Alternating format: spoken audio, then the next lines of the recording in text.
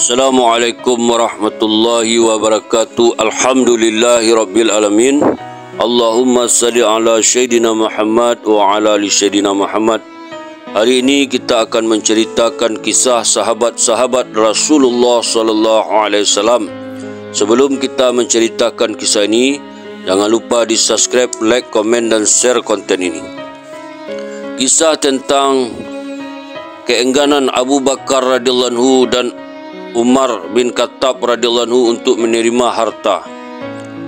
Diriwayatkan oleh Al-Baihaqi dari Al-Hasan, sesungguhnya Abu Bakar As-Siddiq radhiyallahu anhu berkhutbah kepada orang banyak. Ia memulai khutbahnya dengan memuji Allah Subhanahu wa taala dan menyanjung-nyanjungnya. Kemudian berkata ia, sesungguhnya sebijak-bijaknya adalah takwa. Maka dinyatakan hadis. Keesokan harinya ia pergi ke pasar. Umar radhiyallahu anhu berkata kepadanya, "Kemanakah kamu pergi?" Jawab Abu Bakar radhiyallahu anhu, "Ke pasar." Umar radhiyallahu anhu bertanya lagi, "Engkau telah menerima tanggungjawab sehingga engkau tidak dapat lagi berjual beli di pasar?" Kata Abu Bakar radhiyallahu anhu, "Maha suci Allah, adakah jabatan khalifah itu membebaskan diriku dari tanggungjawab ke atas ahli keluargaku?"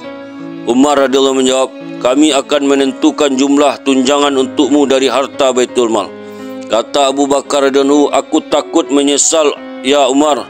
Sesungguhnya aku takut sekiranya aku tidak berhak atas harta Baitul Mal itu." Perawi mengatakan bahawa Abu Bakar radhiyallahu anhu telah membelanjakan dalam tempoh 2 tahun lebih ia menjadi khalifah sebanyak 8,000 dirham. Ketika ia hampir meninggal dunia, ia berkata, "Aku telah berkata kepada Umar radhiyallahu anhu, sesungguhnya aku takut untuk mengambil uang dan menggunakannya untuk keperluanku dari Baitul Mal. Tetapi Umar radhiyallahu anhu mendesakku agar berbuat demikian. Sekiranya aku mati, hendaklah 8,000 dirham yang telah aku gunakan itu digantikan dengan hartaku dengan mengembalikannya ke Baitul Mal." Ketika Umar radhiyallahu anhu menerima 8,000 dirham itu, ia pun berkata, "Allah merahmati Abu Bakar. Ia telah meninggalkan zuriatnya dalam keadaan susah, dikarenakan Abu Bakar radhiyallahu anhu tidak meninggalkan harta apapun untuk mereka." Diriwayatkan oleh Ibnu Sa'ad dari Abu Bakar bin Hafs bin Umar katanya, Aisyah radhiyallahu anha telah datang menemui Abu Bakar radhiyallahu anhu yang sedang dalam keadaan sakit. Ia sedang diobati sebagaimana jenazah diobati disebabkan sakit yang parah dan menyebabkan kematiannya. Hafsah radhiyallahu anha pun bersyair, "Demi kehidupanmu, tidaklah kekayaan itu membuat seorang pemuda itu merasa cukup apabila pada suatu hari rohnya hampir tercabut melalui kerongkong. Sempitlah dada karenanya." Abu Bakar radhiyallahu anhu melihat ke arah anaknya, seolah-olah marah sambil berkata, "Bukan begitu wahai Amirul Mukminin. Akan tetapi sebagaimana firman Allah Subhanahu wa taala, wa ja'at sakratul mauti bil haqq, dzalika ma kunta minhu tahid." Dan datanglah sakratul maut dengan sebenar-benarnya. Itulah yang kamu selalu lari daripadanya. Quran Surat Kahf ayat 19. Sesungguhnya aku telah menghadiahkan kepadamu sebuah kebun. Dikarenakan pemberianku itu aku merasa terganggu dan pusing sekali. Oleh kerana itu kembalikanlah kepada ahli waris, pewarisnya. Aisyah radhiyallahu anha pun berkata, "Baiklah." Kemudian Aisyah radhiyallahu anha mengembalikan kebun itu kepada pewarisnya. Kata Abu Bakar, "Sejak aku dilantik untuk menjaga hal ihwal kaum muslimin, aku tidak pernah menggunakan milik mereka walaupun 1 dinar ataupun 1 dirham. Karenanya, tentu saja aku makan dari kisaran gandum mereka yang memenuhi perut kita dan kita telah memakai pakaian dari kain mereka untuk menutupi belakang badan kita. Kita tidak mempunyai apapun dari harta kaum muslimin, baik sedikit ataupun banyak, kecuali hamba Habsyi ini, unta yang mengangkut air ini dan kain selimut yang telah lusuh ini. Sekiranya aku mati, hendaklah semuanya itu dikirim kepada Umar radhiyallahu anhu dan mintalah ampun darinya." Maka Aisyah radhiyallahu anha pun melakukan apa yang disuruh oleh ayahnya. Abu Bakar radhiyallahu anhu ketika utusan Umar radhiyallahu anhu datang dengan membawa semua kepunyaan Abu Bakar radhiyallahu anhu, Umar radhiyallahu anhu menangis sehingga matanya jatuh ke bumi dan mengalir. Umar radhiyallahu anhu pun berkata, "Allah telah merahmati Abu Bakar. Keturunannya akan menjadi susah kerana ketidaknya itu. Allah merahmati Abu Bakar. Keturunannya akan menjadi susah akibat tindakannya itu. Wahai budak, angkatlah semuanya itu. Abdurrahman bin Auf radhiyallahu pun berkata, Maha suci Allah, engkau telah mengambil hamba Habsyi untuk mengangkut air dan kain selimut yang lusuh ini dari ahli keluarga Abu Bakar. Umar radhiyallahu bertanya kepada Abdurrahman bin Auf radhiyallahu, oleh kerana itu bagaimana pendapat kamu agar aku melakukan? Abdurrahman radhiyallahu pun berkata, kembalikanlah kepada ahli keluarganya. Umar radhiyallahu berkata, tidak, demi dia yang mengutus Muhammad dengan agama yang hak, tidak akan terjadi seperti ini dalam masa pemerintahanku selama-lamanya. Abu Bakar radhiyallahu telah mengeluarkan semua ini sebelum ia meninggal dunia, dan sebaliknya aku yang mengembalikannya kepada ahli keluarganya. Kematianku juga lebih dekat kepadanya.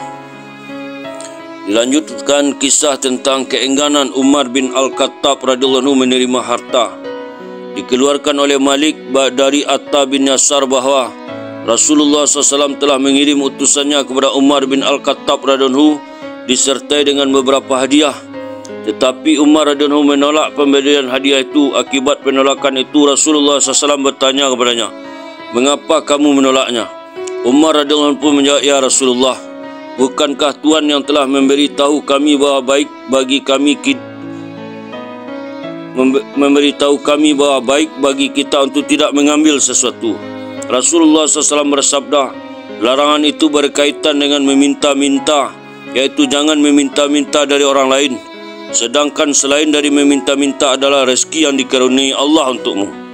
Umar radhiyallahu pun berkata, demi dia yang memegang nyawaku di dalam genggamannya, aku tidak akan meminta dari siapapun, dan tidaklah sesuatu yang datang kepadaku tanpa aku meminta-mintanya, melainkan aku mengambilnya. Beginilah yang diriwayatkan oleh Malik secara mursal. Diriwayatkan oleh Al-Baihaqi dari Zaid bin Aslam dari bapaknya, katanya, aku telah mendengar Umar bin Al-Khattab berkata, maka dinyatakan hadis sepertinya sebagaimana dalam At-Targhib. Diriwayatkan oleh Ibnu Sa'ad dan Ibnu As-Sakir dari Ibnu Umar radhiyallahu katanya, Abu Musa menghadiahkan sehelai alas tidur yang tipis sepanjang 1 hasta dan sejengkal kepada isteri Umar radhiyallahu yang bernama Atikah binti Zaid bin Amru bin Nafil radhiyallahu anha. Ketika Umar radhiyallahu masuk ke dalam kamarnya dan melihat alas tidur itu, ia bertanya, dari mana kamu memperoleh benda ini? Isterinya menjawab, aku telah dihadiahkan kepadaku dari Abu Musa Al-Ansari. Lalu Umar radhiyallahu mengambilnya dan memukul kepala istrinya dengan alas itu hingga terurai rambut istrinya. Kemudian ia berkata kepada orang suruhannya, bawalah Abu Musa Al-Ansari kepadaku. Sesaat kemudian Abu Musa pun datang sambil berkata kepada Umar radhiyallahu, janganlah kamu terburu-buru untuk menjatuhkan hukuman kepadanya, ya Amirul Mukminin.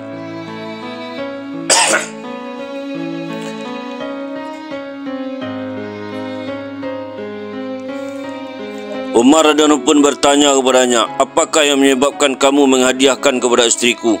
Kemudian Umar radhiyallahu mengambil alas tidur itu lalu memukul kepala Abu Musa dengannya sambil berkata, ambillah, aku tidak menginginkannya. Dikeluarkan oleh Ibnu Abdul Hakam dari Al-Laits bin Sa'ad, katanya, pada suatu hari Al-Muqawqis meminta kepada Amru bin Al-As agar menjual batu-batu yang berada di bukit Al-Muqattam kepadanya dengan harga 70.000 dinar. Penawaran itu membuat Amru heran, lalu ia berkata, tuliskan sepucuk surat berkaitan dengan hal itu kepada Amirul Mukminin. Maka dituliskan surat kepada Amirul Mukminin. Umar bin Al-Khattab radhiyallahu setelah itu, Umar radhiyallahu menulis surat balasannya kepada Amru bin Al-As dengan kata-katanya, engkau hendaklah mengemukakan pertanyaan kepada Al-Muqawqis dengan pertanyaan ini, mengapakah kamu membuat tawaran demi besar sedangkan kamu tidak dapat bercocok tanam di atasnya?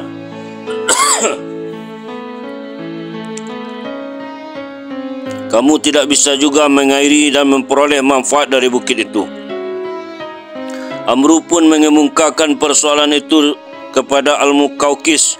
Al-Muqawqis menjawab, sesungguhnya kami telah mendapati bahawa bukit ini dipuji di dalam kitab kami disebabkan pada bukit itu terdapat tanaman surga. Maka setelah menerima jawapan dari Al-Muqawqis tersebut, Amru pun menulis surat kepada Umar radhiyallahu anhu.